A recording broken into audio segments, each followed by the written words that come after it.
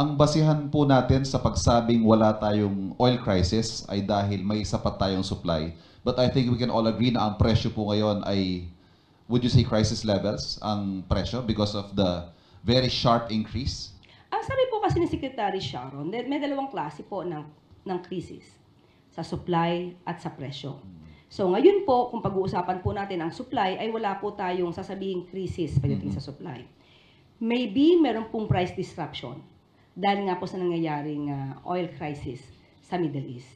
So yun po yung pananaw ni Secretary Garin. May mga nag-call out po sa inyo for downplaying the situation. Gaya po niyan, hindi natin sinasabing oil crisis in pricing, but a mere price disruption.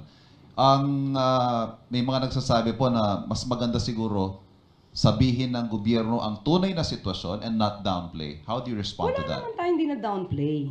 Ito po kasi yung totoong sitwasyon. Nagsusumika po ang pamahalaan sa utos ng Pangulo na dapat hindi magkulang ang supply ng produktong petrolyo. Lahat ginagawa. Nandiyan na rin po ang pagbibigay ng tulong ng DSWD, nandiyan po ang pagtatrabaho ng DOE, pati po ng DA at ibang ahensya, isama na po natin ang DSWD. So in other words, ayaw po na maramdaman ng mga kababayan natin na may kulang tayo sa supply. Kompleto po ang supplies natin sa crudo, sa oil, sa fuel, pati po sa pagkain.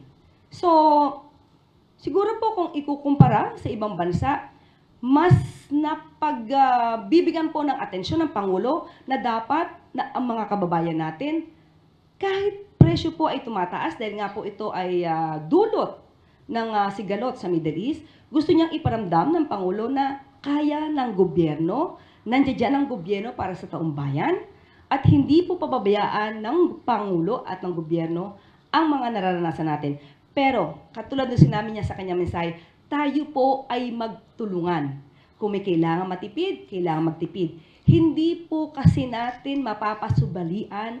We just cannot ignore the issue that there is really crisis in Middle East. At nagiging parte po tayo dito, kahit gustuhin, hindi man natin gustuhin, talaga pong maaapektuhan tayo. That's the reality.